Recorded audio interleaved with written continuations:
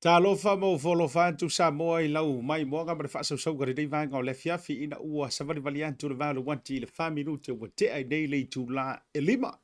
I le teibia mātou iau jero nei le tautua whaawau lau Bluwave TV po le ngalo moana TV. Ia mare proklame fo I e whai uai le aso, ia a I le amatanga fo I o le deiva I aso.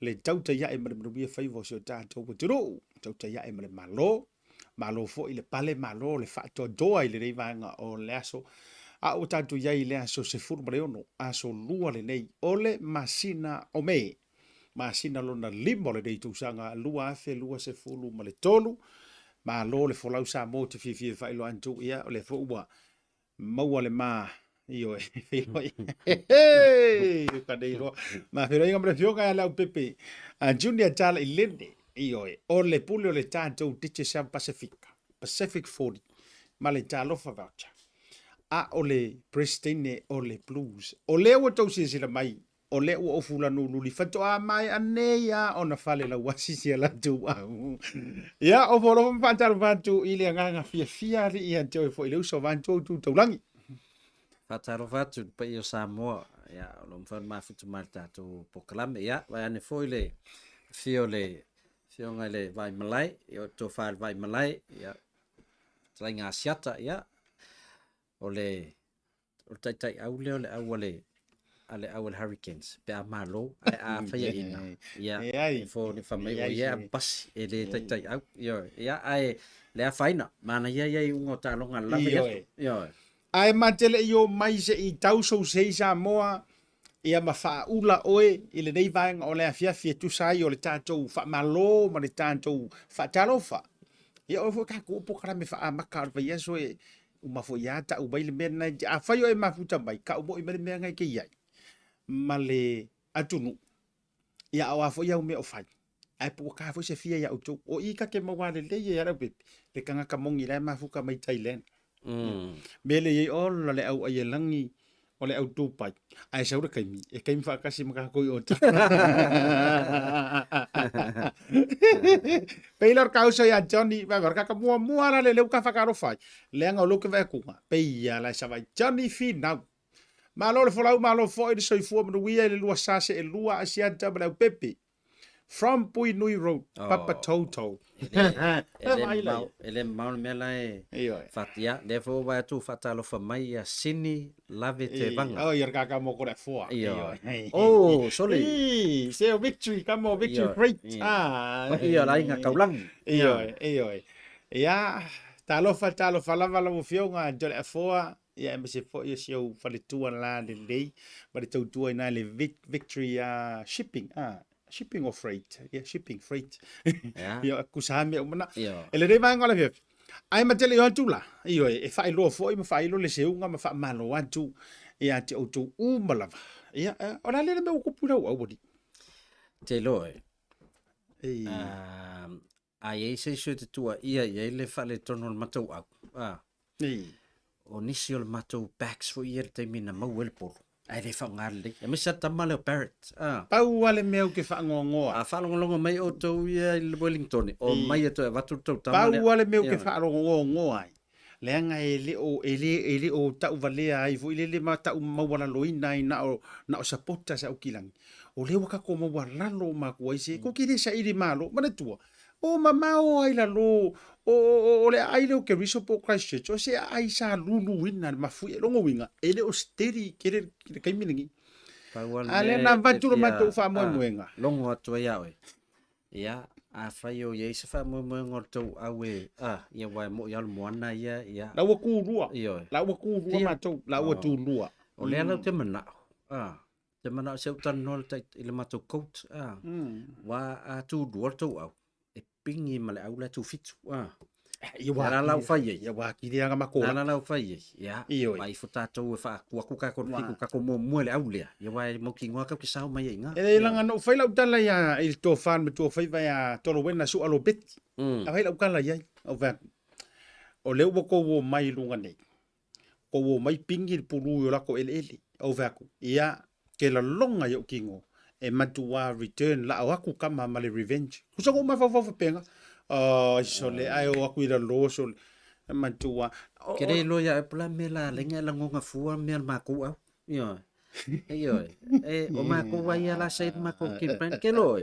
Wa kilo fa ikulanga performance uman mako au ngi ngi season. Yeah. That was the best defensive game. Mana ia la matanga. Le tulanga le pui. Ya wa temile na mo wai sko la ulia. La ta alo sufan mato au. Wow, sfulu no ku say da zile la fori. Ole wingo la utala. Ole mana ia. Le wa fa nga peto tolu ta lo season la joy. Lo no winga. Le wa mata na mo mel pattern defense. Er what wa ya mata to wa. Vai se va kwa ka mai kala le ai ka ke rio ese male vaenga le. Ta noa wa ta to mo tangata mata ka ilo fo I fa ya o ngape kukusa. Male mai ka wa o makamaka. E nga go fa ya ku. Matua le step up para wa di a fuang I fa ku nga ngo kamaka alu. Or ko awale au le makwa dominant le au pireki. Backline a ko nga oplex nga le wadi le pireki. Even tis kamale o tele. O le winga lo pe nga ku sape nga they wear the black jersey. O le winga lo tala. These are senior players. Ngo fia mga omia mongia lo kala le fa pe I wanted them to win. O le monia nga ngo mga malo le blues e hui ele o sa au. Ai te au. Ka ke loko voi ka meki sa mo lai ngo ka fa pe step up my Rico.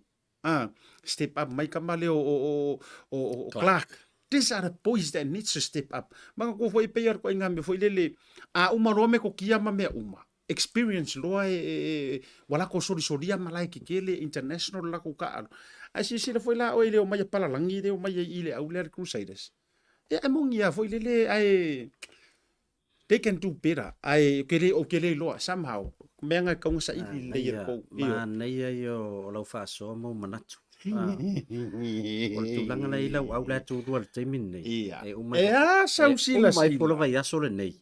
Yo tu me fa tu langa. Laila se yo ofisini sa o kula mantua. Ke don me wale nga songa fasi fa pe. Polo me wo ka ule fier ma ko au. Lenga pe wa avele la tu feita tu le mena tupu ya o ko ule songa fa yo o ko le mona. Wala ngole wa ngi ngale upule o ko maro laki. Kuso malo lo fali. Ele o fai ina mai fiti le na mai ai loa. Fa pe. Nei wan me sa wan me na. E fai inga me le tua. A te o mai sona fai ai kuala ia le. A te lola. Ele o nga. Le fai ina la le red. A le Chiefs nan fai ina le red si vai aso le. Tal tonu mal fai nga o tau ele Chiefs. O ile la ma ko le Chiefs. Chiefs la tuta. Le la fai ku nge joy. Mana tuo la upule na fai tamai kai minga na mato ma fai ina le Chiefs mo. Mana tuana manto fai ia. Leanga or ka ko wawa whakawhaka. E whanongo kere ka mai lau whaukuanga o ke whaku vai. Au fwoi ko ke ngau le ai mangu le vā maka maiki o le chief o le au le ikiki o le uso le ikiki. La e sila la le au pepi. I le wha moanga le la wha moa i nge i la le chief i le weekend nge. Wan me le wha moa i le Chiefs. E le whai inga le tua. E fa pena fa le Blues. Ngia iku. Ngia iku. Ngia iku. Kamaka alo foi le tua ia ko sa uma maisi. E ala to. E te fio le loe. E ta pua ile to au e pelanga le fa spesi. E wala e ta alo Hamilton. I oi. Le o kanonga ia. O ta longa te le mange e kere ka pua inga langa wa currency. Wa currency ya.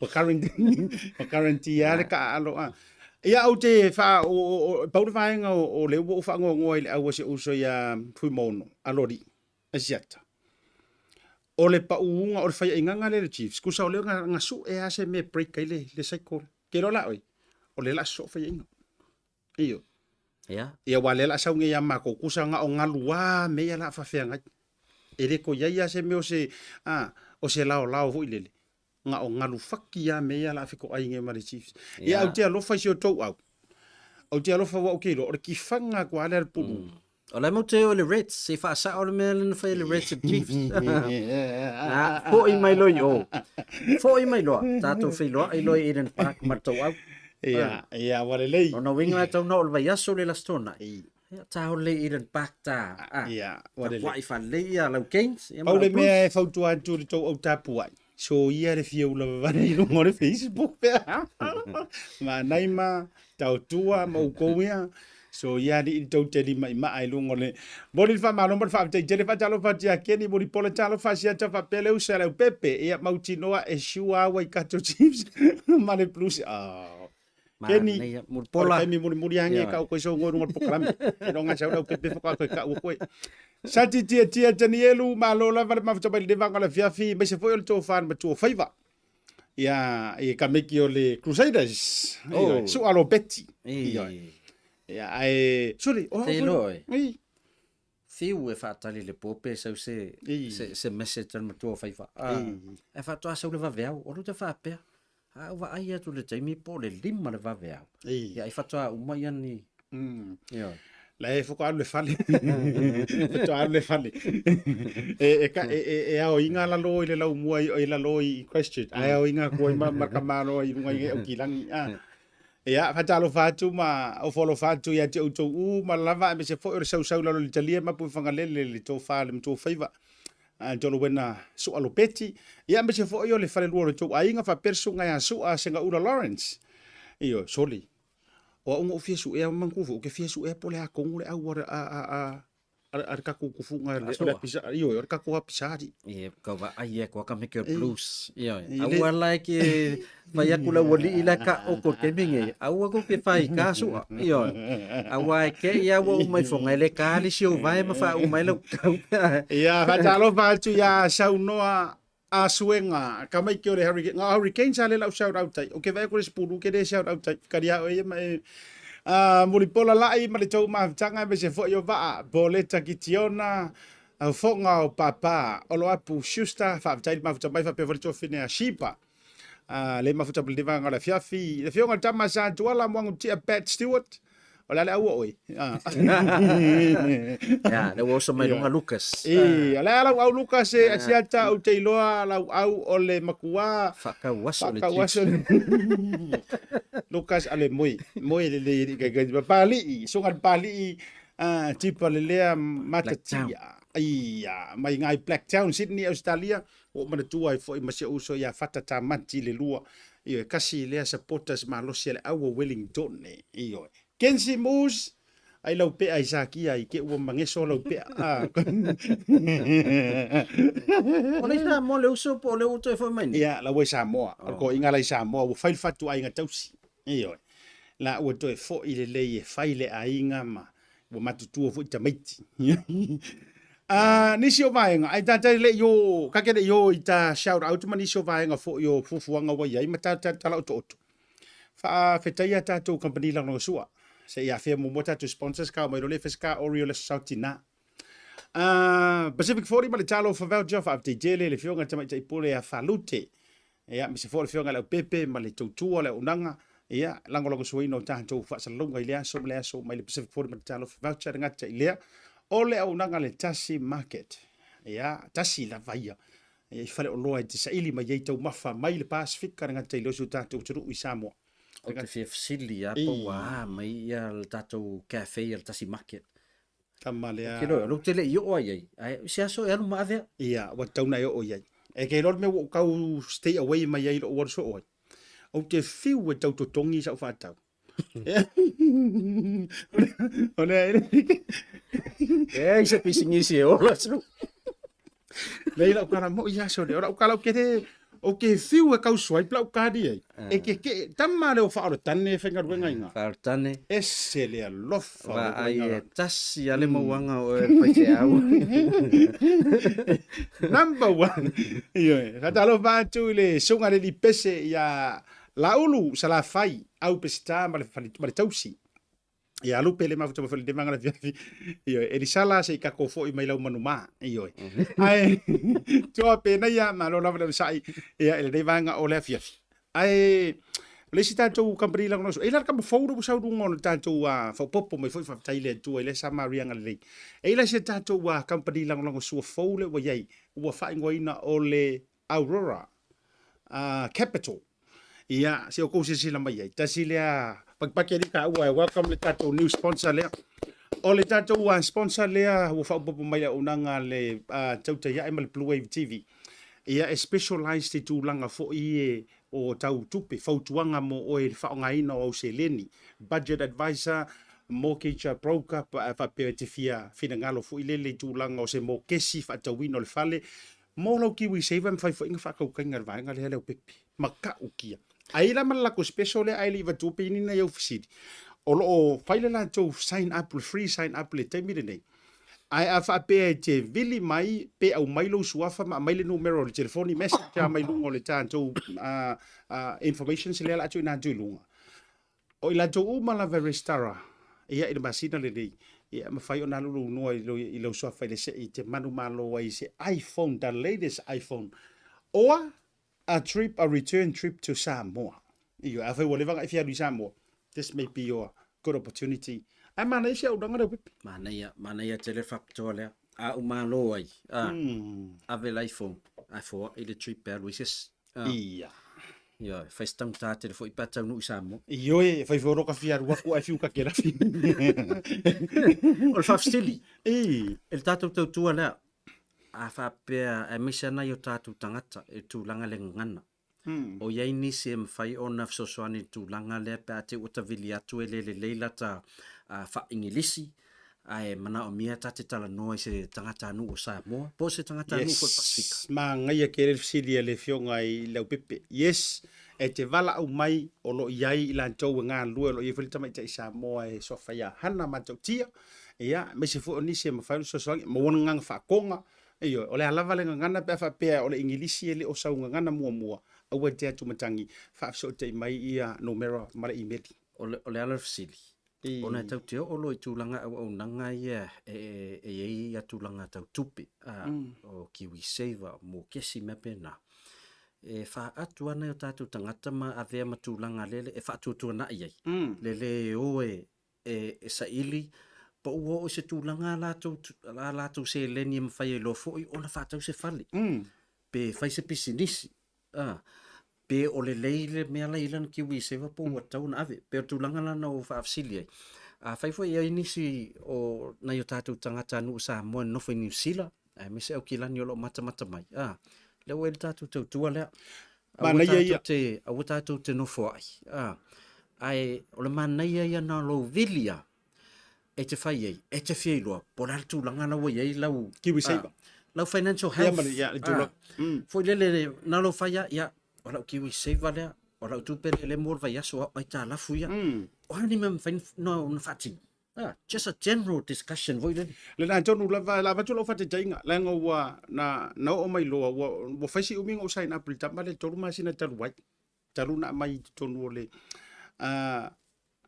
mai ola Kiwi Saver sai ia o kala ngo wa langa sa fe makala ngai kai mi fo i ole mo miang tolu se fulu tolu le Kiwi Saver sai ai afi after 3 months o tolu van 5 sorry yes you call lewo fai tu la so klelo lo Kiwi Saver lo tamo iyo are you serious absolutely you can message through the other good thing is they can do the talking for you and fa ona la tu tala noa nga ilisia provider pe fa pe sa le ESP le o fa sa yeah I crossed the floor. La me le fai o le ESP sai lo Kiwi Saver. Lo Kiwi Saver. Ale la wea lo ila Aurora. Ile Aurora Capital. Ana o tolu masina. Yes. Ala ua grow. A o fita iai. Sole e over ma lusu pasengi le growth. You in try 3 months. Le la uvakula challenge live here. You try it and you can be the witness of that. Ai fai fona e meli mai il tanto a tu for tanto information le fa mole lava Ryan Ilunga. Now there you go. Direct message e me fai ona contact le tangata fa jala noa ia afa pe for ngan Samoa ma nga ia ki oi mana tu fo ia ingo ka ko Kiwi Savers mua e me fai ona jala pe a dola pensiona lua e me fai ona jala as a first home buyer deposit as a deposit fo le mo le fali ia malesi roa longa kolu mai si a wala fo le under hardship langa fo le pe kai pe ku langa le nga afia ka ko ngaru ngar covid maranga kasinga vaenga ngo ko apa kai mile i kwa am kanga ko viki e fiso soangi mai walanga wa return to manga wenga ba mesa ye le la sa fa ngo fi but yes moni la va ya me fa ferte mile malangai pe fa pena la ya lu tele toi foi mai e mawhaina You can inquire. E mawhaina e so taila iai, I cannot give you an absolute answer mena. It's worth contacting them. O lo inka lesi ai I tūlanga e au nanga ia peila whatete inga foi o le whatoa o no tausanga taluona sau mai Samoa no foi New Zealand ia o teimi nei la whatu pesinta tausanga te nei ia matu sawari vali ama si o tōrua le bank e fia I loa ia poua tau lata I se taimi voi lele mwhaiona ngā wa atūlanga o tūpela iei il whatauin se whale Mali. Tasi alwa ai ale advisor ale bank na matal noa au tilo ai talafu au tilo tupe maua whamailoa ia salo po se si tolu whatau sanga on toi o maile toi tal no o whapea sole le ai ama se awili linga voi lele whapea mai ai ia si tato au tilo lai tūlanga I oro ai talafu tato au tilo tūlanga I o tupe e whaalulu vai aso ele yo ona to nga discussion tūlanga na o la sa fotuang e mawhai ona matua awili ili le whatanjana no nga pe o le banga le lau Yes, they provide financial counseling, budgeting. Lau te mawhai ona lan tō whai ala vanga le. Whasau whai lei oe au mai umandu ai ngā savings, incomes, wa umau revenues, mea umolo maua mai au wala ngā tupi. E mawhai wanga kiro le au vaenga I tūlanga fo I lelo assets ma mea whape na e ono mo. Ona tā ngofi le whai ere pā keki mo oe ma le whautuanga e watu mo oe. O le lei fo I o lako, they can do it themselves. Okay. Not only they can hook you up, but they can also do it on your behalf. O le siwanga te lele mona I o tātou tangata, wa mantua tātou Samoa. Te le whala ulawe. O te mea whai whala ulawe, a apolo la vanga lea loans. Te minei pe wha pe 5 loans e sela iei. O le to te le lau tātou, e man na oe, e su e se awala voi lele. Ina ia tu whaatasi se mea tasi. I e whaingofiona I loa, tasi ale ai tā lafu laua e anga iei. Tasi payment. Tasi payment. Tasi le interest rate lai te take tai. E ona mō toina soswani na pufauana. O te longa, any financial advice.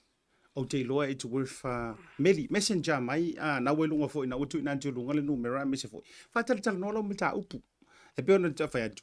E leisa uku pe alu I low inquiry.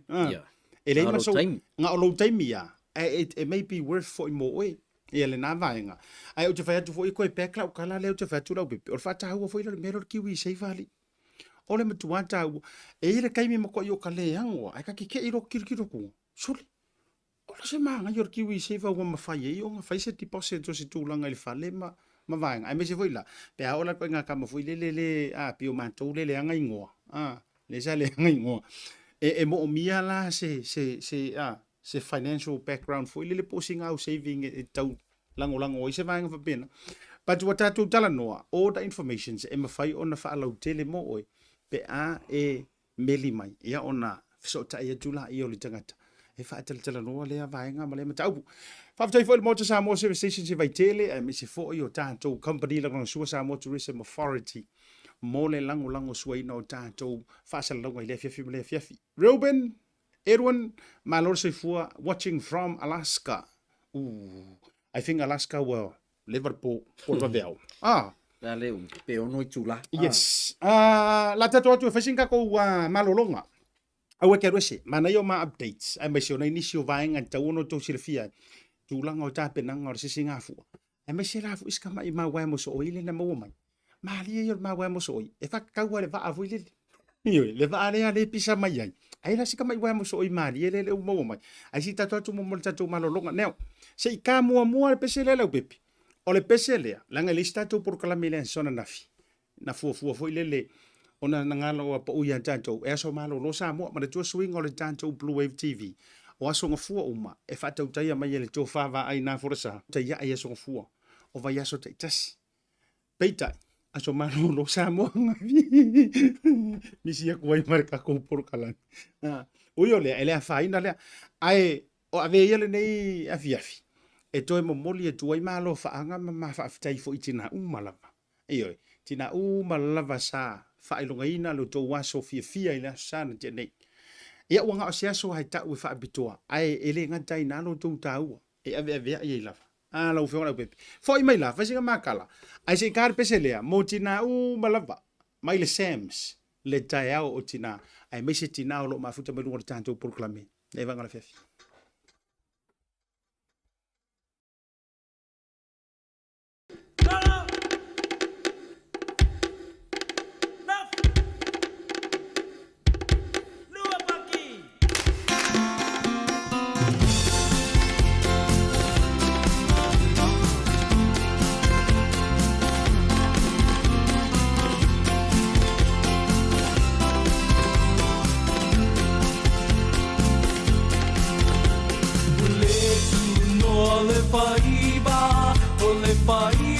Samea Ua palala talu le matangi Ole matangi le niutea Ole a ufa amatala Ole mafua anga Na fua ile tai au tina Ile lalo langi atua Ina ua uma ona faia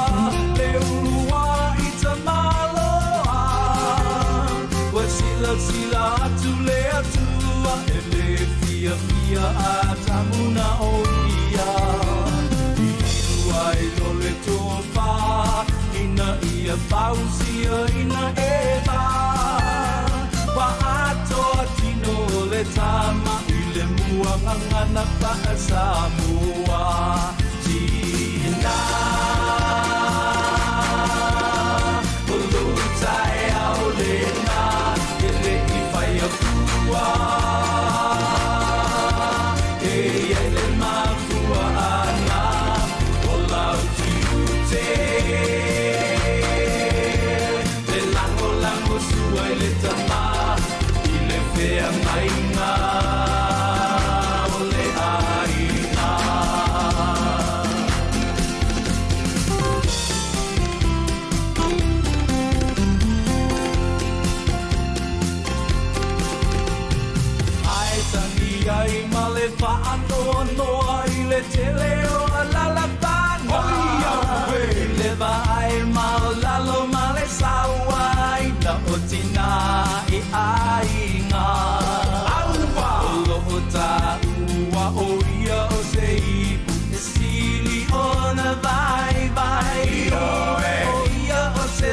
Lango sua ai le o se polonga ile ainga le ina ilau atina uata uta uai Samoa olo o tu sia setina le sililo na tawi penina ole ingalo le tama o ia ole ole ainga Lango sua e tau lau ai se mafutanga Tina Tautai Lene ele i fai a tua ele mafua ana o lau tiute lango sua ele tama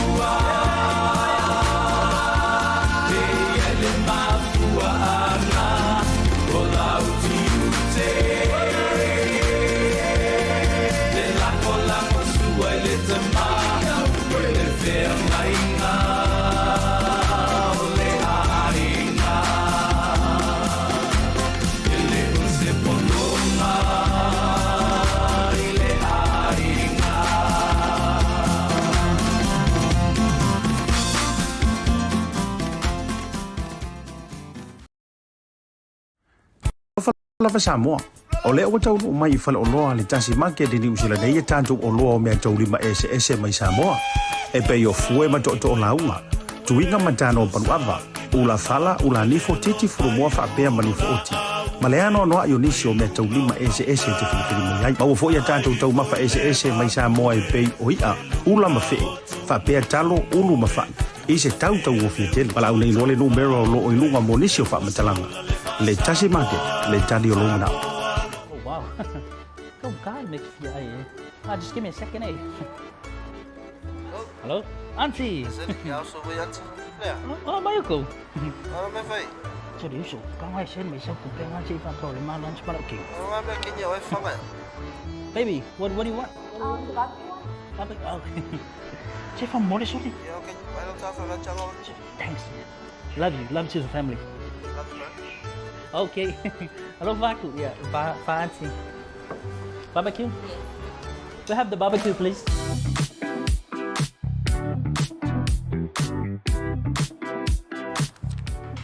Tell off a voucher. Thanks, tell off a voucher. Do you know how much I love you? No. No. Tei bere wati wa tolu sumar family tau te dele tu la lima ile tau tua lau nganu mwana TV mai sore por club fai o tau te ya e mana bia fai vora tu o le vanga le fiafi ia ole tasi nau pese sa ta fa bito mo tina uma io tina ya malia tina ya mati le pule io si ka kiro ko mo kinga le luma e mala no ese io le mafuta mai la loi Hawke's Bay ia o tele o tina e o pesele nali ina ta fa bitoa mole pie tau warunga ia di le soki nga me di lo soki nga ia ona fo isa ia nai restaurant ia dai masialo so mafo faula satina ona le pisita longa tamiti oh okay ina wa umarta longa muli na wala tapu ese watali pa watele lu a fatwa o lo temina ole soki nga ole ai sa ya na me masani lava la sa yo tama fo ola tfo o faisi o fan na ta penan tato ulai e ola sa fa ula le ya il temelot e mo il tala le masani no fa longo ai fa pea ole aso sautina ole aso fa taua ai ma fai fo inga e fa ko ese i se meona io ile luava ma se to lua e ma fai tupu na me yo sokinga ia tailo ye to tele wa uia se lo fatto ese temina o fatali a fatali se o la satina wa o tele fa putu ai tailo ya o la so lo ale yo o ngar fisiri o le no fisiri tu ai e ke ku sa ka ua la yo ya te ai e ha nga ia ke u ye se le nga pe fa pe foi le e fa ya wa vai so furki nga o se so fa pea o fai kai mia le fai me fa ko senga le e peila a fa ko ese ko ile sia so fo mai fai so ai a fa kan io nga nga kiriva e fuala ka ulo malau sasi dai ta ulo e mo mana onga le ai atelo ya uya ta ilo ya oi wa ulo ba e te le atuna fata wala satina nailo la satama e ke fia si de fia ma fuang ia wai no taula mai hata i to tava ai e pe i ton for ma tu ai nga i Samoa e matua ai fa tel o tapenang tailo foi tapenang lo tamiti e ta ua le anga e ke le vo la ku ka ua i tono le ai kama nga orga fa pefu are me sao ile sao to mo ali sito ina per to ina mato na o la sata ma na pupula for to ina eu malom tua vai e to au mai lo sa me lo fo se mitia foi vai atu fa putunga ape asui mas awone o vai atu tala to se mitia foi vai fa putunga o fula ai fa mantala i waka kala ngongi ye ono nei me tinali ta u vai tala fa te uso ya dance tu wanga le mafuta mai pe o la loi i Wellington le songa le e foi le fionga nga yo kupu ma falfala ai san malama ai e fa tu la utala Pamata e fe kawile mea o le mana o mai o le tinaia e le mea lo fa ai ko e ka umea ga ika me a wangi i faia ma me ka ngwa faia o le haso patu e se mata upu lau tele wa langa sa o lau so ngonga e ko nga me nga fa mai han kau ko nga sa ka mea lo fa ai wangi e ko e mai val lau o au sale i ia mai o au sale i ka e ho ile tu lo fa fonga a ai pe ia o fai ma feu me yo lau ko au i pe ia vai o ka kau ngo fiel val lau ole se ufinangan ya wai i ole mea lofa e te taua ona Fa'adilo lilo. a vatu a mantua e te longo fia po a mea lai mana o mea lutina pe a feo lai lava lua maftanga tau sangato ai lava ila na itatina o tele me te lua le mafuta tau sangato a e turn up atu mana mea lofa matua i vala i singi male mea mana o longo tua a ia au ia ole mea o afu ole mea lua e tapena ole mea lai te lua o le matua i meaningful la matau ngala le upunga ko suea le upunga walu ngola utala e la feke nga ila la takikia mai ngila ko nga meilu nga fabea o le taunga ta male loto na fai o ware ko karangongi mengi o fai nga mea lofa o le sautina e te mana o tina i se mea taunga ta maanga ka peke manga o i se mea vaku me le faku o fio me ye ke lo ke fi di o e lo fio ngara o te ro o ia o me ka un ka e ka ye ma fa lu te ke aru o fa tu o fio nei me lu e te ro a vi le fa tau ya wi el me ola mai lo loto wa pa pena uma me alo fa ya yo ala tu le lo o le paule me ola le ta ola ta lenga ta ngo fie pe ta ngata o no le va ai tina sa el va sa va ma vai su pu e ne fai mai le fa ko mai e pai mai le patu e pai mai yo ole la ma ne ya lo ta ingol tu langa le ta fa ana te vi la na me la lo astina se lau paseng ko i fia ke lo ngi fa finge man teno no ia se o tinai sa mo wala sa mo i ro kinga sa mo vision tu a fia o ngo kalifa lo to ifale tu no tina lo mama futa ki lo le ki nga ki ka wa le pisi fa ka ungi me ka fia ka fia o mai awange e ru ese mar fali io ono le tu langa le foi le o lai le ngalo ya yer termina ya ru ese ya mamau le yo lo na lo no fo mai auta le yo lo na loto awange fa ru mai han le wala vala u buki ke fa mai io ma ai mela vinga era okengi sorry fa mai ma ke so a ko fa sa o fa o iso io mai vai la o le morkinga ai vinga fa mai o kere manga o se mea pa war mea ia ka so a ko fa sa no vilia tu ya o ta le fitu le tai ai tali mele telefon e tele o moito fa o feren tali mele telefon ni le tai ala ja lo fa tu ya Lucas ma vai nga umani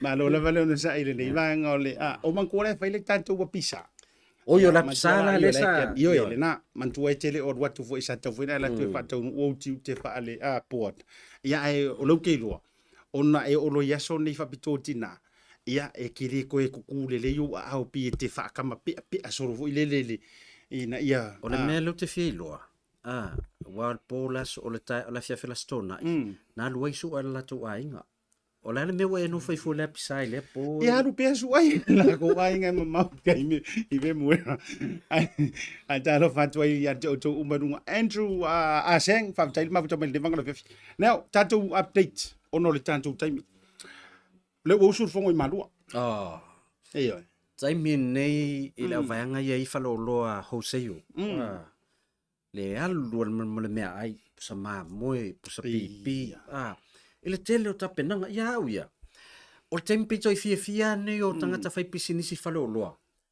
i ai mesa ia pia wa mantua a fa pe o le tofu wale no i sa mo male e kalesia e fa kasa o la wai malua uma ai mese foi la e fa kasa tu New Zealand Australia Amerika o le mea tau mea ai ia mata o ulia fiafi ma tau ia soia wa mo te no foi fasto ia e ia le matou a pulenga e ia taimi foi le te whaalongo te wale sau mea ai ia na whatana arua tuale o lau ta avale foi le Wa mangkua ngai kangalo walo te tapua. ia Ma le tua foi la. O le au usu fong. Ia o aku male au kuka mai lan tau foi e misi o fale ese foi e tu lango tapua inga antunu. O aku ai la makama ye pe o ko kapua ia. E o le aso o le tau mafa. Iyo, o le matua no iyo le tau mafa. O la fa fa tinga, wai te le fo ile sao de tamau ainga o le tunu. o le winga na lo tala fa pe failo business o le taimi le ia ne me se pe fe o falolo te le tu pele la lu watu tonu le tatu tama ainga la tunu so ni fo i business o taimi la nei la e oi tanga ta voi le fa ia fa ala vai business fa ile tu ele fo A o i foi lai fongo ngai, e kere a foi na maua uma e iwa maua i matai to o lua o hau. Ia. Fa pe au de foi mai maraudia to fe au. E kau le maua ya o au. Ai koe la kiera au vai fe au. E mole la lo fa ngam fa malo, lai usu fongo le si a lupe o le tanto a onga. Ia le to fa la ulu. Le oi foi la ukam. Le nice le sengal pikinas o le uso le. O le na fuona sau le o Samoa. Ona o le tofia ino ia siana whawhenga inga. O ia le makai le, o ia le la arue alui Samoa e usfongo. Ia ele o usfongo raka maro i Amerika o le usfongo i Samoa. Sila na sau roi le o ngai tamu whai. E tā pena i tūlanga uma o lana oka le maa. Fola sua. O kauma fukanga. O langa whawhekai ia singam. Ua i number 1 ka penga ngaka maro. Ese foi le mana yo nata penanga. Le wo matua ai e mo yo stangata o lo level na o le tono newsi. Ale sa ili lava le to mai il tato ngangana, mal tato nganu il tato wa onga lupe foi va ese. Le la wal watu usfono. Ele fa pe o le al watu. O matua o tulanga le o to fala ye ma le fautanga. O le tulanga vo le matua mawai. Ai o la o mafai o na tali atu le launga la o mafai o na fai atu fa aftai o tama voi la ia o tama pito la fo ia ia te mio asinga na mo mori fa pito mai le fa aftai tele sio la tu fa fenga inga ai le i vasolente nei Leupepe na moli mai le fa aftai tele ile lau mua o na sa fai ai fa aftai ta inga ma ku wai le avangua e ko inga me fuile le nga o fa kwa ia o le asinga le wala nga lai lo le o malanga lai o e la na tu wai avano fuile le fa pea. Ia, o le wasau le asinga le ai ngau pai. Ia, mai ferengu. Ia si fai sau kati. Kua impressa le sunga whawhenga. Inga na moli me fo il whawteite. Eio. A or kama, o si uso sia po le posi matai. Kua wasua kama mai o i safuni. Io, matawai safuni. Ele suafa la u.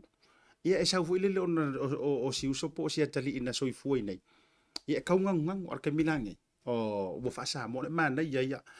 Fama sina le na ta pena mai ia ale la o malanga ngai la sa an tala tuan na ia a fa ini si lo mafuto malta tu po kalami ia opine ia o tulanga o tatu wa o nga lupe foi va ese o le wa mata na tino mai a me se ai la tou ele o le leile tulanga le fa Samoa le la ele o le leile mal malama foi le nganu ia matuna ia se vai la le to fa ya la u le o fai o na luna te faia mea ale kalesia e le lato a fontaka e pole sunga fono fo i malu le na tonu lava toe mole toe le fa malo i le au sufono malava mai New Zealand Australia America so se ta faia be se fo o tanto wi Samoa ia sanga ia ne ai o le tai ia awa fo ia ndulanga o le fono tele malua o mata upu ia o le tele tu fu ngoma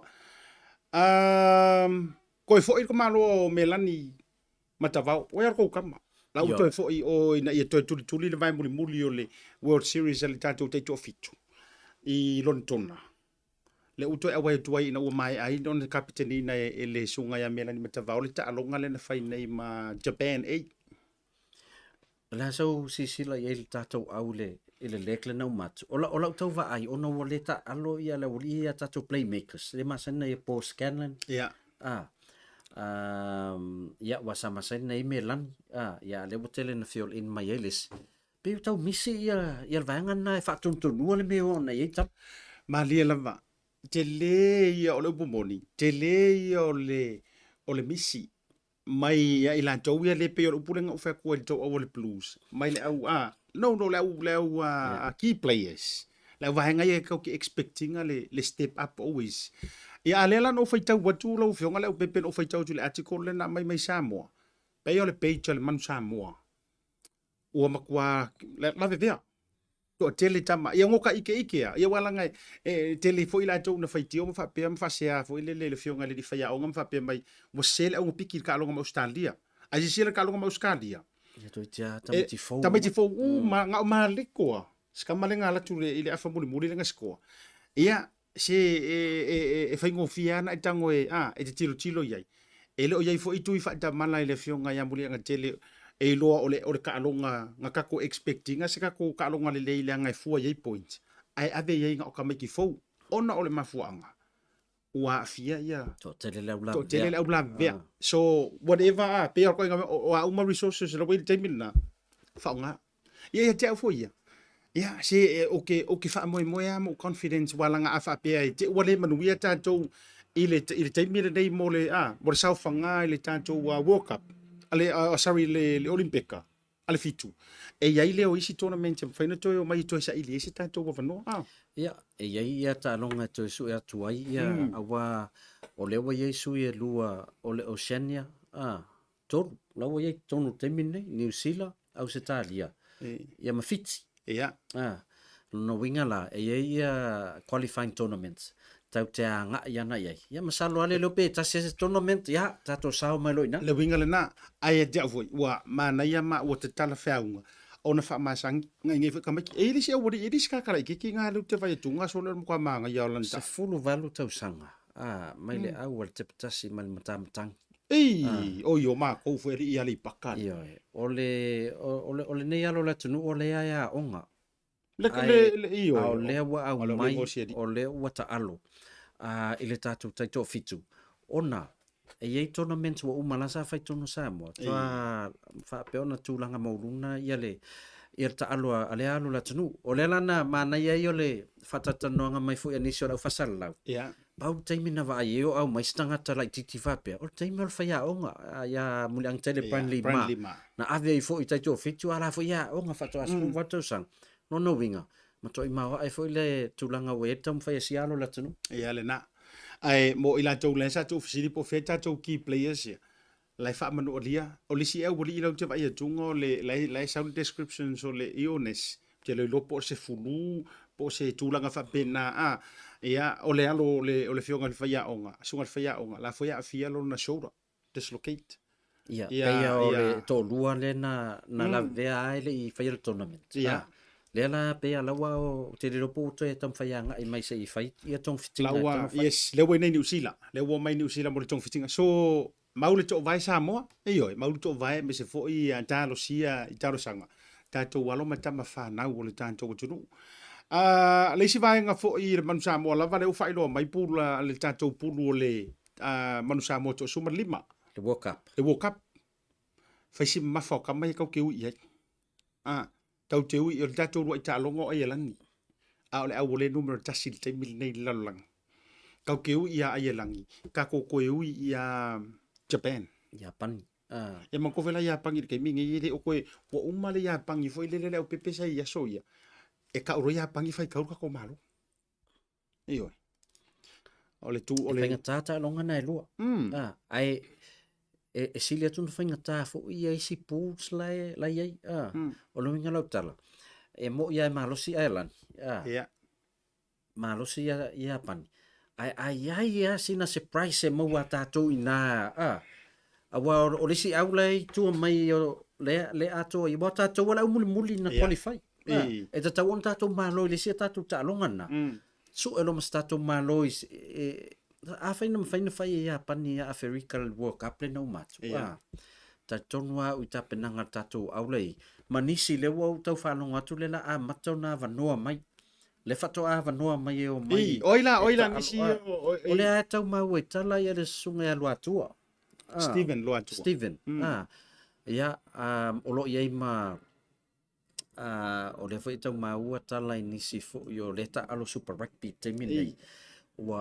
sa ta'alo le fitu New Zealand au ato le 5 tausaga leo te ta'alo a le ta'alo Super Rugby o nisi na lau amatana au mai foi o latou igoiluga ia ae fua lava le susunga le faiaʻoga po ai tonu e fetau i tatele ilo eni tatou taloga amata e tapenapena le tatou au o tele o le upo monu tele o folo tele mai o tele o maua lava se update o le mele ne ua iai e pe wa kele ko i fo i update mai o ta'alonga le manu mama ta'alonga le fa'anga solo le taimile nei ia nai ro ta pena pedanga e o fo de ngalo o le sa kwa uma ngele le ki o fongi ma le TV foni le sa fai al tato manu sa la kapisa mo ia awa fo isa iringa se le ni le nga tol tournament tolo wal ia au fa ka penga ngala fo awale tulanga o le masi ia tulu wo ka poile o to mau fa ngo se te manga ia o ki topa lea o le fa tautai fo le fa tautai ai o le fai unga o ke topa ngai a November sorry fai unga o topa ngai a November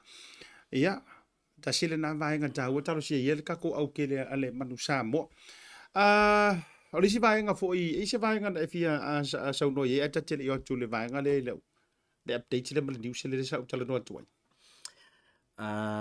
talo sia nisi o tatou le nofo tonu Wellington le na mau le mu le tai au pe ia le tau mau atolo ia nai soifu mau ai ia e tau o ma soifu ia te lo vanga le Newtown te le Leupepe te ni nai tangata Samoa nofo na area ia ele mau le mai po ai la tau e foringa pe se lots foi le nofo totong ia nisi na tonu la va o le tulanga o le tai ona le la le updates mo le to ono lau o mauti no mali liu to ono talo fai io ana le la na le tai au ia o te le loa ia o le tala foi le sa sau ale fionga le pale mia o la e tau sa ua lava foi e iai ma fa poponga now a fa pe foi o le e te mafuta mai la loi Wellington fe foi le ngol pitonu Newtown ia pe te lata ia mai sinka ko update runga tato program talo fai le to fai a tawai le kati sua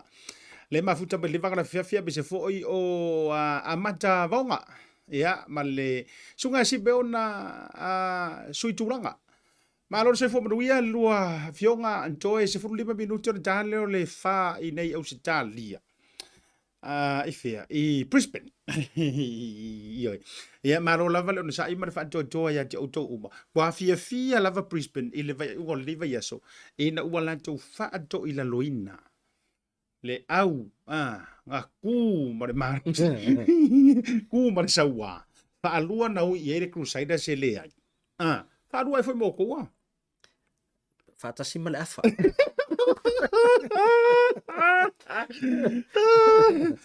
ole ama to e lua vo yo to la stona ne ia ma tu la ia ole ai lo kamera kiki ole me mo ole fa lo ma le faka ai ole me ronga lo ole pala lo faka le la ia ili ta longa le ai o se na re sia vanga mon muli manuta te se atu le sita mta upuna ia mana ia yo mato market ro faile aso to na I foi dele mo se mato fa mo colisio Samoa le sila mai ile o fai kola le fai atu o le ma fai ona e anga isa o lunga le tato website le scopa.nz ma fai ona to tongi e lau special le fitus futausanga ia ona mato tango firola ia la foto a fai o Australia i o lo iei foi le fi e ftau I le ma la foi natu mo Australia tonu New Zealand ma fai ona mato la foi natu a leo fai se wala fai ngofi to tongi sa o lunga le website ia lau tonginga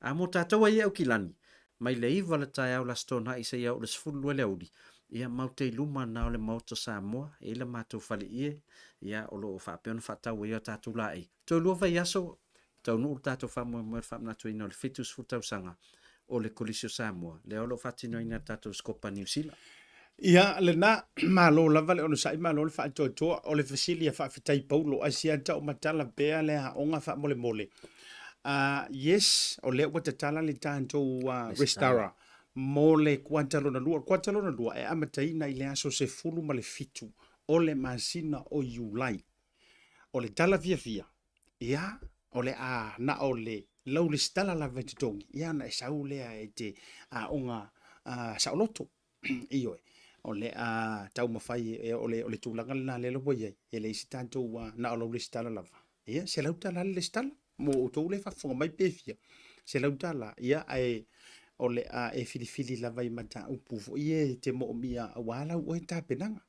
A whapea fo inga le a Leupepe o lau wha tāpenanga e te fia i loa lava whaile mea lea o le kufa ava, palu ava, o le tautu ava, o le fola ava, sufi ava, me uma whapenga.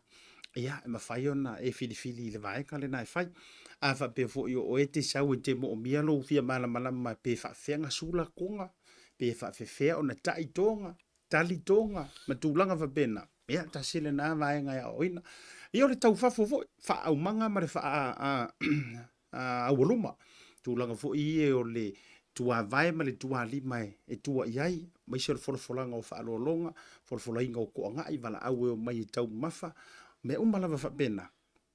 Ia e mawhai ona o loa o ina. Ia o foila iau tāpenanga pe te fia i loa whaise whaipoiponga, whawhewhenga MC whaipoiponga, whawhewhea ona whaasolo whaalolonga i vaenga ia, whawhewhea ona whetali ai, ioi, ma whamatalanga matulanga uma whapena. Ia, ma liu ma so ola vase vai. Leo te tala le te mille. E te alu lai whaafiseo ta i mai le tātou messenger ale lunga le page le tātou lupe foi vau ese. Ia la umatala le te mille nei. Ia e vave foi, e vave secure. Ia loa vanoa. Ia o loa vanoa foi tātou lunga le Zoom online. So e mawhaifonga e join mai lunga le tātou Zoom o lo to telefo ila tātou lai mafuta mai Australia mis for America. Le to tono le tātou waonga. Mo wale na vanoa so soni mo e. O e ia lea e wa ele lei. Ia ele o mo mia oe. Au makwa ele lei ya. Ia. Pea na saunovo ia le sungar whaia onga ia siatai i te lo teimi. O lea onga e te le wha petsa o ia o i seu la unga. O lea onga. Ia fsosoani ia lava i lo malama. I vaenga i se umalava o lea nganu. Which include ai fo i lau la unga. Ia langa e te lo tātou. Ia pe apo lava tū langa na a wilolo la unga uma. Ia ngā loi le whala wai te leino lo malama. I vaenga ese. Pe ono tā ua e le tō whael vani malai. O le ala ua mau atu. Nā le stala i tutongi. Ai a o ngā fua. Le nā. Ia, Mana tua fo i Leupepe. Wo le whau e sau kua. Ka ua i ore mele a le wo i lau sau noanga. Mana tua fo. E mawhai e ki sau au ai e ke iroai launga. O le launga fo i e na au iwi i vaenga o le launga. E makua le lei alau launga e mafuona whai e tuli tana lea e langa e sau alo pauanga me ke sau e au. E te iroa lau tala lau te whai atu. O oere ka muar wha fiu community. Tā koe whaku lau kala lea. E te popona loa e ke sau o lau launga e au. O lau whaaleanga mea ia i mea whai community. Wai? E makua e le iloa le vāwhera loa. E ke le iloa le kaimi e ke kua i e whai lau kala. Eoe. Leanga e kusa fo i pele le ila utunga ngana malau whako whala inga. Ea e le iloa le kaimi e ke kua i lunga. Ia ua sala fo i le ngā vaenga. Le alala nai le ina mantu whai atu whapena. Ea e sau e ke sau inga ia. Ioe. Whaatumu. Ioe. Whaatumu la utu. Ia e malama i vaonga ngana. Ia e malama i ala ngā upu. Ia e malama i winga o ala ngā upu. O le mafua anga o ala ngā upu. O afu i ala ngā upu e kala whea unga. Wai tasi lea mea mali. O le meo le so o le alu i vaonga ngana. O le kele i o le so o le alu. Ioe. E ilisi kai me ke vai ko ngobo fa nga mai mala nga upu te tauna ave I fai poiponga. Ai mai fa nga I maliu. Ona ole o to e na male laina ole ke le ole au fai kau kusi. Neo. Ia te a fa pe o lo fa to fa la inga ke relay kusi. Ele malo sil na mea. Le la o fa ko mongia. Neo o ke o fa ya tu o tusi. Ai le manto fo I se fa ko ka la le. A whapengi ke wha moe kusi. E le o wha leoa mai e le tusi tala. E le o ngar wha ko whala inga. E nga ke le o wha leoa mai a o e ka unga sa o le upungkang kusi. O I o te iloa ai, lau tana leu te whai atu e le wha pe utala no fo I maleava. O I o ke iloa ai, le me o le launga o mai whai kau kusi. O le le sa o le wha leonga. E le sa mana tua e ei kusi anai to in or ko fa mare ukanga ko inga la ei or makua por wa fia tu lo fa fonga le tu ai e ei kusi ele o to unga yo fa ilonga I lungo up Faleonga. Faleo io e failonga inga ia faleo ai. Ia ngata nasi ata au le malamalamanga foi I winga ma mafuanga. Tau ai. Le winga na te vet. Pe vela le va koskar pa kai. O te falonga so o ai fai tangata le upule a awar po ia faleolo. E fai so o e kanga ka se awar po ia fu faleolo.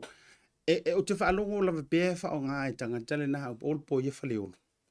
Ai o sa o le moka o le kasi le moka ku yang. O faleolo. Faleolo. Ai kilo le kusi.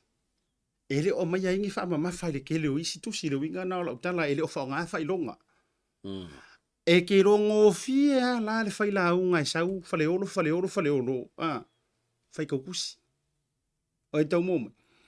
Le winga na le no ta fa ya tu fa pena.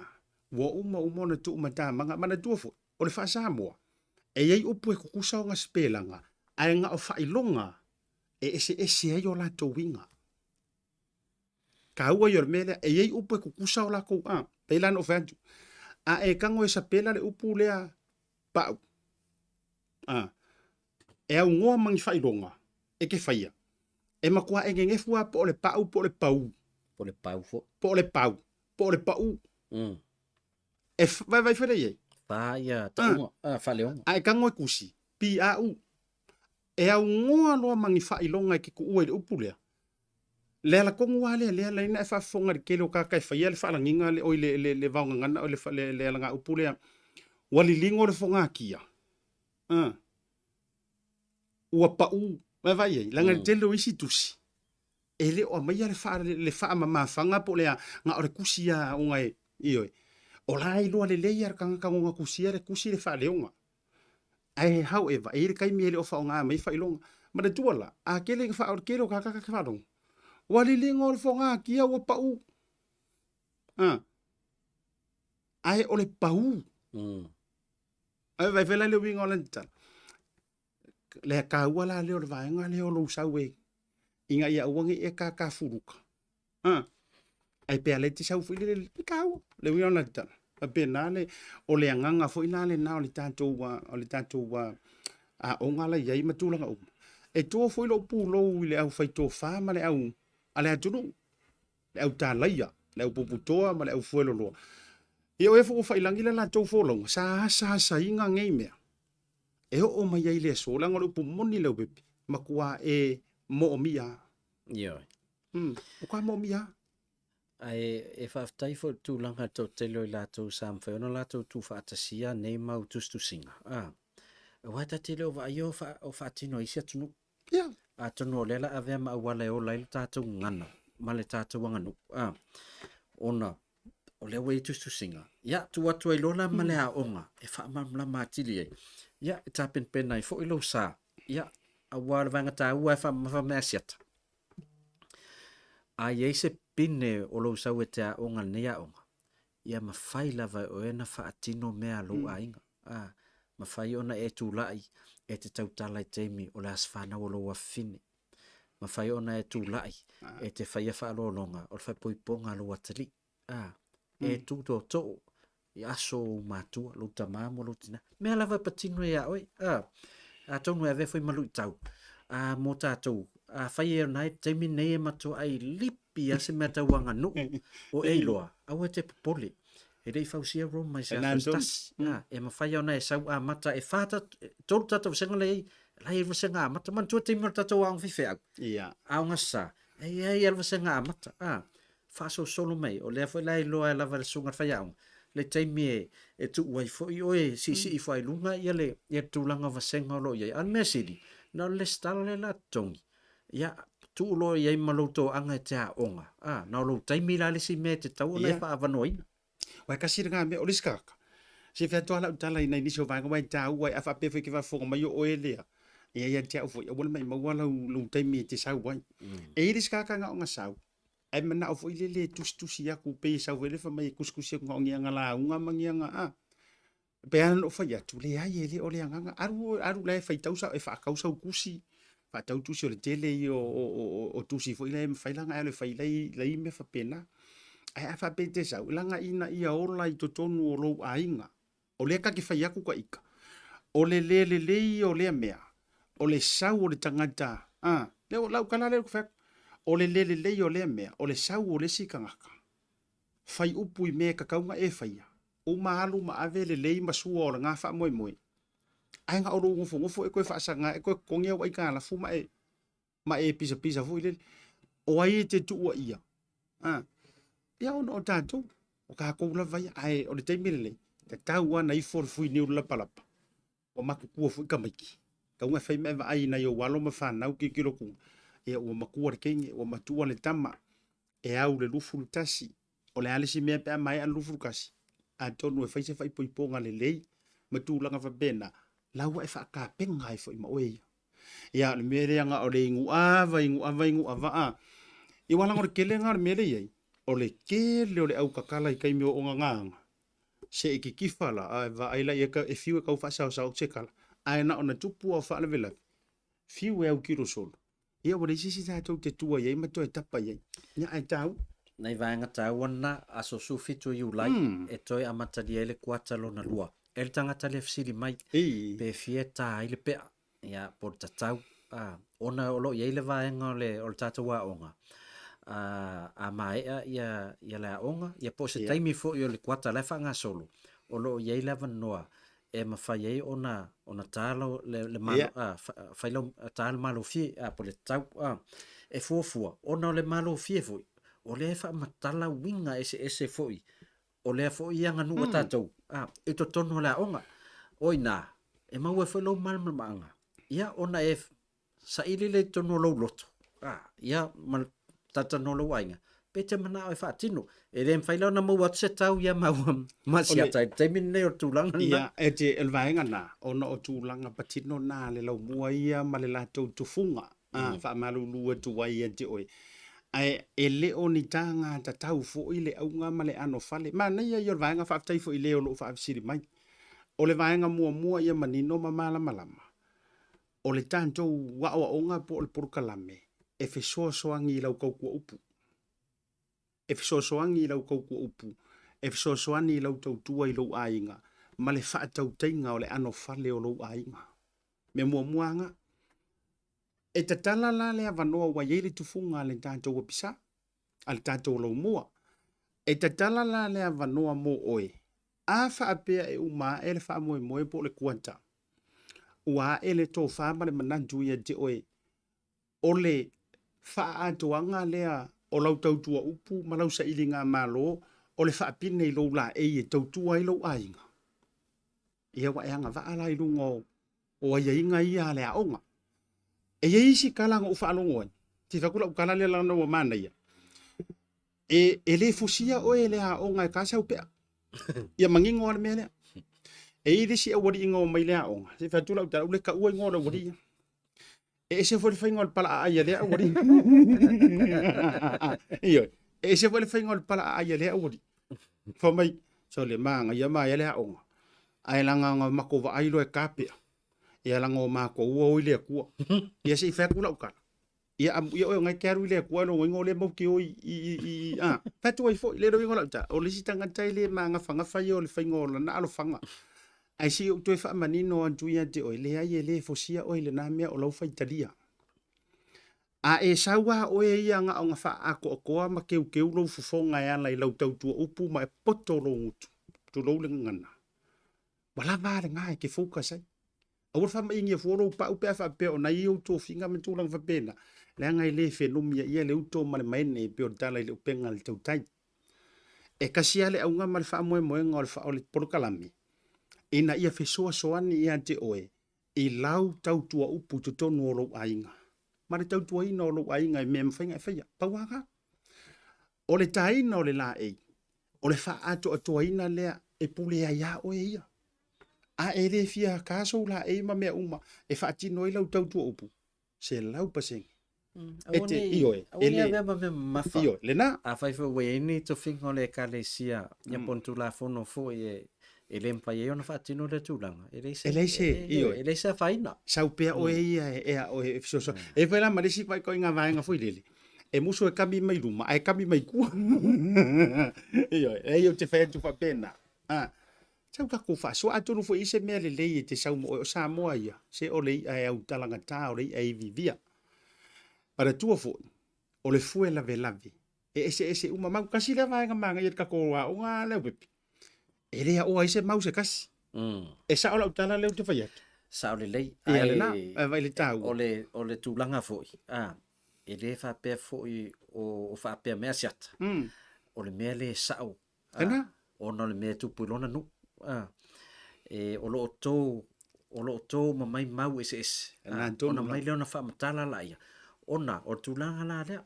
Ese uma winga. Ese foi al whaungaina. E tonu a fio anga malalfanga. E leini mau e whapea mai se ma... Pafetai. Lango ofisiria Leupepe langa le sa ui mai le fionga Leupepe tūlanga o tanto o ngama porkalami. Tasi la le mea kaua. Lei au ke popoli. E le o ngi mau fa sak pai kia. O te le lo ia ile fa fonga mau ale fionga to o manino. Pe nga yengi kai mea no o nga o mea le. Te lo tasi le na mea no o ina mai fo ia u ila usava linga. Au lava ngi e kau mawhai e swingi mea waka okor wha vai o Samoa. Ai o le tāua i o le fo ia fatu-fatunga. O le mau mai i, matou wha asoa nei mo wha matalaina talaanga o le ava. Ia. E sau mea umo ke ro mea fo ina nai te ngai ke mau kasi ai. Nai te fau mau e tasi. Ia o le e mawhae ke sau e ke ilo ai maisi mea. E le ngata o le tala o le awai i niniva mapuni ala vaa, o le tolua i awai finao i sa fotu, o le vai na tu lima mai e le tangaloa, o le awai manua fa mai e feala e feai aka. Le mau angongoa i o tala o le awa. E ke maua uma, tasila na vai ngata haua. E te le sau la fa peke wa e sau i le maua tua i le mau nai te iloa. Ia ai te sau. Nga ora kasi lau wa Samoa, ai ke sau e halu malau nuunga. E wala ngau Samoa e whapena. Iyo, e o ai le taimi le nei. E le o tasi a Samoa e ofo ia le tonga le mali e toa le lau ta amuta fea. Ia ele o kasi a finga ngalo iai. Ia ai tātou te mati umai na tūlanga whapena. Fe whasoa. Anyways. Re sia vai ngata ua lava le a fisiringia lava le tōteli. Ia ai no wharangonongo foi. Ia whapea mai le talasiata. Pe o le maule le mafu le me na au mai ai le tau le ato au ia o lo ia le mau ia o fiti uta i manua mana ia o le fo ia ia le mau ia o teine na mai fiti ayo ia e ri fa perla se uma me na lu ai paulo tulanga na fa manino tulanga le mau mai manua ia fa manino ho tulanga le malanga teine le na mafu le pesi mai fiki iyo e daua ia o le tele yo na vaenga ia le tala le tanto wa le stala alulunga le tanto Facebook page lupe foi vau ese ia en faiona e messenger mai ai ia page so tai mai le numero lo ia ia se lautala e ka kalenga fa mai pole ale se lautala pe America pe wala ngai sa o lai mafuta mai le America o le tanto restaurant se lautala New Zealand ai amu alo loko ia iyo si ni ka fie se si lau sela hey lau ka mo misi e sa wan me pa se lau ta la ni usila ono le tanto wa onga o lo fa ya la vai tonu o au te ronei available le som e senda tu le link i ya fi uma time o vasenga ia e te mafuta mai ai a fa pe foi la uma e te fina ngalo e fa tau o le link matulanga ia va ngala nga e se foi la e o le velo le skala va ngala asina fsil mulia ona laite loa lai na uso lai o lo ta o to temin nei o la se tulanga wo ia le lato ia ngalwenga fionga ya suwa ia o le basolo man tolu le nei o le pisa o lo fa nga solo ele fionga o le sunga ya suwa senga ula Lawrence Aching fato a fo i mai pelitania mana tu ole tufunga o e tele a tufunga se tanto wa onga sa matu fa onga ina fo ia ono tulanga ale fikau ia mfufuanga lea matu o faiva ia o tanto e pe o le tala e fai e make nga pule ike mare mali to e le ngela au le va matu o sala fai e fo i lava fo ile o la vaso don tolu lei o lo malo lo si la vale au ta otto il temile le to val o li ele se tanto malu ai o lo le solo ngale le malo lo si la fo e me se fo le fa ta waina le si la va nga Leupepe o le fa e o kanga kala e ila to le fa to atata ua makukua sa faia o ngai sa mo faia o ngai ngu au sala faia o ngai i tua sivi faia o ngai i tua i o nga foile ia le pata o fe foile ngo le tu malo vai suli ai fako a sa faia o ngai sa mo si la uleta uswa a olanga fa fe kai ngai le o singo le mele ta ole pisa fako a o nga va ai ya le se faingo se pisa fa sa mo Iyo. Yo fato a ona va e ai leo se ya met e ta tele foi le fatino ngai sa mo. E ai si tanga tau matutua fai langi folanga. Ele i mata ma malama foi. Por al fatino ngai pisa. iyo le la na ta u fo ia le vaenga le ia e te sau ai ole a minga ole tufunga kasi le me u kaule mo ta wonu ngai me fasi fo le ta faso ono ole le ta mai news ta si le me u taule mo ia ono o te le lo lava fo ile tūlanga wa iai wai pe o le tele al fa tufunga ngai ona pone ua tau le lifa lava fo i tu ma fainga fa a tunu i fafo o le winga la utala o le winga la utala e fo ile le tūlanga le a amir kufunga kusa ile yaso ilala na le ala yona Fatino ngai sa o ona yona. faia pe le taimile nei o aso ia e a amire kufunga ona fato a momoli le ole meta o le fusita iyo e ongi onga po ia wa ese fo ia aiona ile upule fa sa mo fa mai ole la le fa sa mo e sui fainga ai tu mau fa vai ole upula vange wa ai ke au le sikai e pele o fainga nga ua sui a ko ai mal fa vai tasi le na vai wala nga ole tele wale fai ole winga la o fai atu wale mori ma winga la e ila ko o ka o ko and go through the journey ele ilo foi po ile wa fu ai ona ma ta pepele va ai ka miki makengeki ile ka u ole la e ma le malo fiele tunu ma fu ai sia ia le u tele o fai atu asa utala ona o te tu ina ia pai mala fai le fai na pule ska fungele la longa sa ai me se fo ole matu fai vai le la tu fa tu funga male atu au however e manunu ai le to au o lo winga ola ukala ai longa o yai le kele o malu mar kele o pe ale o ke vai le pe kongi tulo ai longa ola ko mala mala mar me ka o fusika ai longa lau te mala mala mai le fa ta wai no le mea i or kele ai o le me o le malu mar pe a wala kwa deposit da kwa ngai ka me ia kur farka vale tulo kopia i lo le fainga inga Tanga banga. topia i lo ina le fainga ai ua mantua wa eliminate tai ua tafia ese ai lea fainga ma lea vainga mana tua o mea nei e faingoa ele nganu ufa mai o tu i fafau ia Samoa e ka kaua nga faa au pea ma faia pea ia ka fea kunge la kele o le pea ma le mele ia ma momori ili se fusika o roulai anga mea ia wa sola la na mea ua le mala mai ona o afianga i o le upulea pa mai ku mau fa vai ai sui fai ia wala varanga fa so io E li vang muli le ana e fa mena sau le wai mo soi. O le atu langa le mata upuna. ole wa no vai tu Samoa se uma van fa tai offered uma fa ya tu langa le tato nai lunga le lupe foi va ese Ryan if you can put up le tato lupe foi va ese sila mai on our screen mo ilanto le fa sidi mai le ole vai ngai le wa mo soi ole no vai tu wa mai news foi le radio Polynesian in Samoa o la wa ka mo fa le vai ngai kilia mai le ngoa ole le kilia mai le mele na tupu le va foi le ai lau mangu ia ngi Fa len sau mai tutu. le va alen sau mai tutu ila io le ala fai mai le article le au mai o le ua fa mangingo mai lava e se la to source fa tu ina tono le official kiuke ele isori kula fongo le sau le va ma lia se fa kula ukala wa mo so oile ele isori tu la fongo le sau le va fa mai wa umana fa tala noina o lai lava nga kilia ai saungar kilia fa mai inga ua fei uporu o le anga o mai le official soifua maloloina fa mai no mai le official soifua maloloinga o la ko kilianga pa ko alongo le official soifua maloloinga kiuki Se ka ngoi fa se ka ngoi fa senga mai Leupepe. Wa kolosi le pora. International pora wa esa inga nga ka wa Samoa ya Amerika Samoa. Esa fa nga malonga esa ka ko. Ai fa mai le kala le fa ngole New Zealand. Ele o soli tu la fono le sa wa fa. O le nga sa wa fe makau.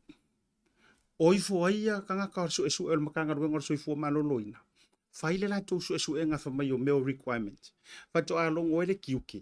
Ma le custom ma u mai si vai ngai.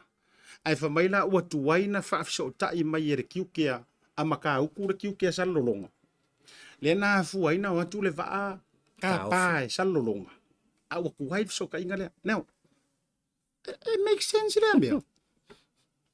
It makes sense la nga ko nga o le winga nei nano fa tu mo officiating ya o fo le tangata o ke su o ke kusikala fo. O fea kongu le makanga ruenga ngafa mo ngafa mangi va ai korosia fa so kula fongi menge ka ongi poras. O le soifua malo no inga pole pora petrol pole tula fon. Ya, o yo le taun vanga le customs sa. Ia. Ia pole vanga le tenen fa ye le immigration. Ia le na. A boy na tauna ave ye pepa pe fa tangana na watu ia le va ia matangata ia. O le soifua malo lo ina ye no wataula. Kilia mai vaenga na ai te lo ele mfena kilia se soifu malolo ni se va ai tauna taula. Iyo.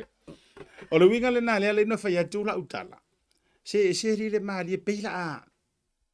Se peila a fani e ma pe ma se ke ri ropo le tala tati fa ya. Fa mai le fa ngor o le article le au mai. O le u lai io e mai le official soifu malolo inga sa o langa la ko sia kia le mai pepa. O fisi o pepa. O ala pepa ia ngala ko su ea a ye se mea lau ke su ea ngal pa wala mea po yengi fa ama ipipisi fa toi fo Ia wala fo ye ngai o tulanga o pepa tau soifu maloloina e mana o mia pe fa pete malanga mai tutuila ngai ono fa longo pe misela ela sa pisi tutuila o i America Samoa ia ai ia tailo ia po ler sa nga mali fo le pa fa tu o tele fai tau se article ai fa tu langa na ia te au ia ai tau no in New Zealand pe tau le va lele e mo to filo ai male immigration ia ma fa to ai o tu langa ole iyo ole winga ia le te fai tu la utala au te ofo i le va ngai fa pe mai a ole na mani no ia mani no yo le sau noa ngā le whionga te mai tai pāle mia. Sā kakau ngā loka. O le mangi ngō yo le nā sau noa. Ina ua whairua i mara utu stala le vēso na te nei. Whai mai, o le ua koi roa kunga, ua fo. Ia a whailang sau ngō le whionga te mai tai pāle mia. Kasi arakala. Wa sasi le mea uri ia. Ia te aula i o tu lo te le whapea tate whai atu. E iei ka whanga la piki re iei kua. Iyo e. E iei tangata whanga la piki re iei tu o nei mea wa a whapea o lae leo. A sau noa loa la le whaurununga o le whainga malo ma whapea mai. Saka kaung kau fia. Kaung kau fia maroka la vaenga ia o soli kula fongo. Muri a kau kope pepa. Soli tu la fono. o le telefo i o whainga malanga whapea. Ai o tele va e tapena uma mea na lafo ai le halu ese whainga malanga. A emergency fo ese whainga malanga. O mea nei mo mua tapuni tapena. Ai te dei kolosia le sia tunu. Awa so tu la fono pe ava pe e te sau tunu e la fo ele i longo ina ma. A fo i se whekua lau ka mai kala le lau pepe e whaiele le winga o le ta whaasoa i le mata upulea. Whaamaka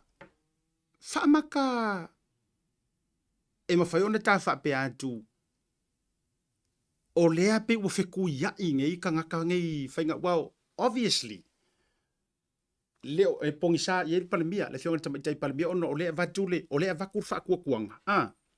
Pe whaila oi, o le pule o le titi South Pacifica. E iei mea ka kaunga o ia, o iei fo i mea makua e trusting ngā lau au whainga luenga. Ma ave iei le dedicate iei le authority. E ke whakingo hai le mea ngā awar kau amai e fo ia kia un mea ngā. Whaamaka e mawhainga o whai antu. e peia wa avea mea fa porokiki ngai wa mea wa feku ia makangaka ngai lalo mai lesi fo nga fare le lalo ka kia ia lunga i le porokiki fo ile le tu ai nga term le Leupepe la fai vai nga lo fa pe ia la mako fai ia se mea le ia ka you know lo binga lo tar fa mata fe lo fa pe na is to inga e talo sia e lo se tulanga le na ile nei taimi awa sa i la utau fa ngolongo atu pe sa tau fa pe nai no mo fa nga palota au le nei taimi o le what over mal utau sang ai se fa la fa tita inga le ana o se va le mai Samoa e o tu tuila ai le ni pepa e matua ai o ai se situlanga like au fia io e le ma fa na watu atu e fo i mai e fai o tu la fono America tu la fono fo ia atu tuila pe o le mena te no foi le ma pe ata to ma fau le tele fo yo o nei me tupu me tatu watu no pe no fa longo fo ile se tasi fo interview ale minsta o falpui ma le fa pui o le lava tau sai li pe fa fia no o tu tele o fala o fa sai na tono se tatu watu no a fa o lem final watu ale va ia to ese mai ale o le winga tonu na le na fa ia tu la utala do we trust fa maka o yesi fa atua duanga ile au vaenga le o fire operations ele point makino fa kwa custom whoever generally ar tala le fa atu ai o foi o le winga la ukala o ki o foi ele ma lo sir ko nge kirga ka le unga va ai Amerika Samoa ora mo kwa pa ia te so kwa pa ore ko nga ko nge kiri i fole vili maya ia wa mane e sa ole ngangu fo ile mane talks ale wina na te fa atu e a uru ta fenga ia ai se fuki ai vai singa ngore ke le yo le vaenga e mangua ele mea mangua ele mea fo ile le tatele o lo io tatele lo poi a ka fa sanga sa malalanga le o manino ale fa pe mai le tai mana tu ele ma fainga ngofo tulo ele ngofo le fionga tama tai pa le mia susu mala ia fai press conference le e no mai o se tala no nga marka peneta e malo fongo kanga ka penge kale fai ia so lulu o vai ia so teitas e ona fio lo le fionga tama tai pa le mia France le media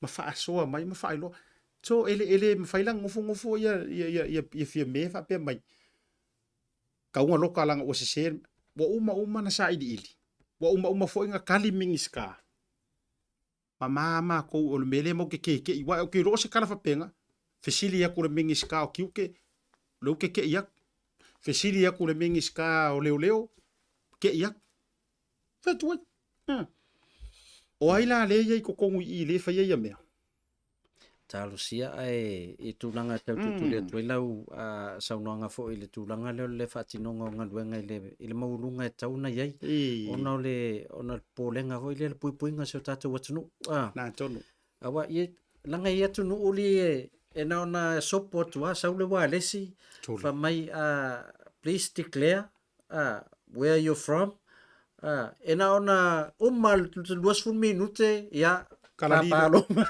Pasai batur fa fonga. Yes. Anga won tu lava olea you are about to cross. Ia le zone pole area Samoa isifo. Anga nga wale siaku ele isekat.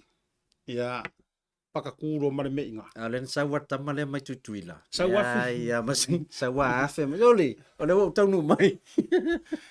Ioi. Ia ese fo ile pokor kanga kare kuor ngai mea. Tatu fa pe ese le poto e faile mele. La fa umai fa pe la utala. O le poto le tanganta le na planginga le mele itua. E fa akupu le mele ile kai mi fa kwa umai nga fa yo singa malo le. A to Samoa. What a well planned layer kanga ka whoever was behind this. He intentionally planned le mele ia koe I la. Ma ia toi po nai. Le fainga mafukanga le le wa umonga fusi le fau o malo. Le winga nga laktala. Vai la o ele ke le o kaimi ma mau fala la. Ia ka ilo tulopa io ainga walanga ayo se maliu se fala la vis ia ai wa kupungi si fala la mo mangisi be mo ma. ai was well planned le la ngo le wa ma nei ale tala ave le le kai mi le ngai ile ato Samoa ai o solo ma mele io ke e ala ia ku sa le o mele wo so fa fu se fa pe ngai pe se fa ilo ilo this is just me pe se fa ilo ilo fu ile fa pe mai wo fo ore upu komu anga ke fa yen mele ati lo ya wo fo e se vole mana yo le lava se le ni malo wa o i lava ai fa ti no le mali wa to ai nga e to sa wa e mas tu pe alu to tongi space se yo nga ngu ya le ku ala wo to fo o yo le ya la fo tu lo fio ka le wala vale to te ya el ni ma le sa o so yo mo li fa ba lo ma nga fa te te le ta to company la no so se fo o to u ma lava lu ngole por club church le ota ya alfred sunga le kopo yes na we lunga le na fa ilo atu le ta to wa Facebook kan tanto wa onga Jeves muriumu mari tau maftanga me se foi o tu umala ele le vanga le fiafi ia la foto lo fio mo le tfelo fa nga ile to fine a Rachel oi so le hu tau ai ma ama ia lunga ia Tasi la le man la yese kier malo se ko fi Rachel aya o fa ya ko inga fo ye yo ave se lo pe mika mo le tolo fa nga jo fine le to stars ya me se fo auto u malava ia me se fo ia tom wiki mona ma tato wi a e to no mai le so tofi nei tato wi a felisi mai manono so o mai le va pe o le me valeli vale e afraid mai le tato wi le la mai langa lenga wa no wai tu lo mafuta mai ia tom wiki pole tina ya to fine ya mona o mona le alo le atawa le sa manono le ala ole afa sauer ka ko wi mai mango o fe ala ma wai tato wi ai Tasi Market Tasi Market e tamo winga le la fata e to e ma wai la I tama ye le tele na e la tu manono ai ia le matai ai sa kaunga kau ma va so rente nei ai le yo le sautina however ia ele ko nga mala inga le so wa le nga tupu mai Samoa le tau ia sa tau fa lo fesasi ai ia a le ua fa ilo mai ka ngu ka ko e fedesi Leupepe le lua va yesu talu le ne tau no mai tanto wi amu wala ngo le tau fa fo ile every fortnight ma sa ule tanto wa mai lunga mai e felisi o wi ngolo kala nga ka ngu mai yange fai mala u live nei mai ai le fia that's how le need ma le fast goinga ngoinga la moana ele o lava le tanto wi ano no inga makua iao mai le au fango ngoka mai le fio anga manono ila tole le wa va toile va no ia ile Tasi Market ia na ile te va il funga male palu malau oi or kamor malau makapuka kamol vai su ume pa umalo ponge along tif wala ngori a kongwane alenga a makaila utala le alia lena mo oi le au sava na sila fia le ai ioi e kuya ia le mo or kama o fiki le a fiki le powole or moka po kur mokoli or kama lo ya anga ia ngai lo le ia le tu ya ana le mo o le au sava le alia a o fiki le langa ka ngofo e mai le kana ko ngale au le po ia fu fale o lo langa le po ai au mai le au ngai mo o ai le au sava le ia kif ia e si la fia e fo la vale na upo te si la fia ma fa la uteli ia mo tanto dunga le ia por kalam ai mo moli fa malo nga fa tai la Leupepe tau dunga ta por kalam ia e venne time mo le toi fo fa tai tele pa angal tatu por kalam pe ona masanyo na lango mai ia ele tatu te ia ele ngata fulna ia o la to malo mafuta mai ele ngata New Zealand nei Australia America pena fo Samoa ia ai fo se ngana o sala ia ile tulanga fo o le moli ngatu ia o tatu pokalam ia malu ave fale fo fina ngalo e fo ia le time tau sa fo ile alu fa mtalango manatu ia ona tau fa mamlamani na fo i hotel o tu o tatu pokalam ia sa se fo ile tau tala telo time ia matu atu ina ma o se malo se ole to fa vai malai ia wa fo ia fa tinongo le o ngaluenga lo fenga ia me se fo i tau tu fo lo ngaluel tatu Bluwave tau tu ai no le malu la tunu i tono New Zealand nei ia tatonu mo se fa poponga tatu pokalam le aso atao ia manu tele fa sa songa turn ne fiaf Ya le na jeli tarubasa tonga Luisa tarubasa me se fo io fitaia I mali poasa senga sa ua me se fo rusa petelo sa nele mo to uma ia lungo de tanto wa YouTube langa wa ko kiki a misi au sa rauta me lia fa mona me se fo to brown ia me lusi paia mika le tuane ia mo to uma lava ia mo molia tu ma fa malona u fa fitaia tu le fionga ile to o le manino fionga ia le pepe ia ma fa to fa tu bole dei mi tanto filo ina sontao soifua ma ia manuia. Welcome to Maota Samoa Service Station.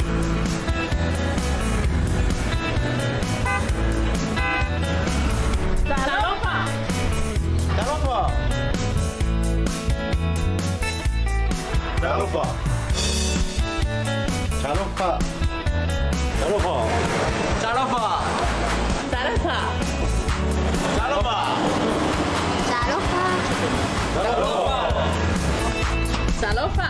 Ua iai foi au nanga I lunga al Pacific 40 ma le maua app.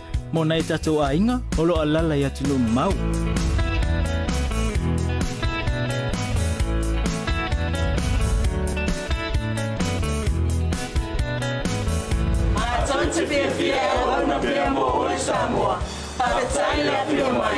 We will see you again.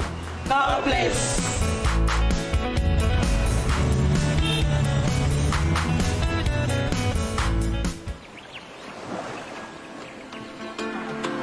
Now that is beef. Think that's beautiful? Look at this. Nah. Wings without crowds. This is beautiful. No, this is beautiful.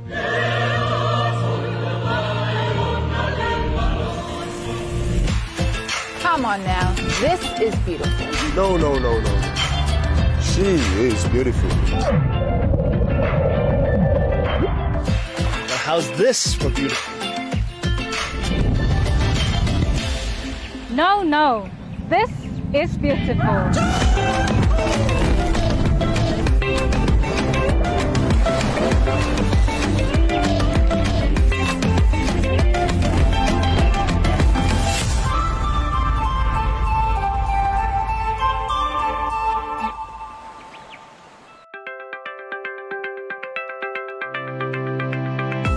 Falava, o lo ingoa, o lua hunt, o se tasi o Tasi Market mai le Pacifica Family Health Group. Ua lata mai le tau marulu, ma ua ngā solo, le polokalame o le tuinga o le fulu. E whaia fua le tui o le fulu, e le se tutongi, mo so se isi e ono fulu lima tausanga a ngā ilunga, mo tātou Samoa ma tangata Pacifica, o lo lima tausanga a ngā ilunga, mo tina, maitanga, mo la tau o lo maua I ngase tu mau, pei o le sela, le suka, ma le toto maulunga, mo te maiti e ono masina I le lua tausanga, ma la tau o lo maua I ngase o le mafau, su mai a fio mai e whaatau nuai lau tui o le fulu, ni sela, po le tui o le koviti. Mo nisi whamatalanga, whafsota I mai, le telefoni o valuselau, tolu, lua, o tolu. Whaftai.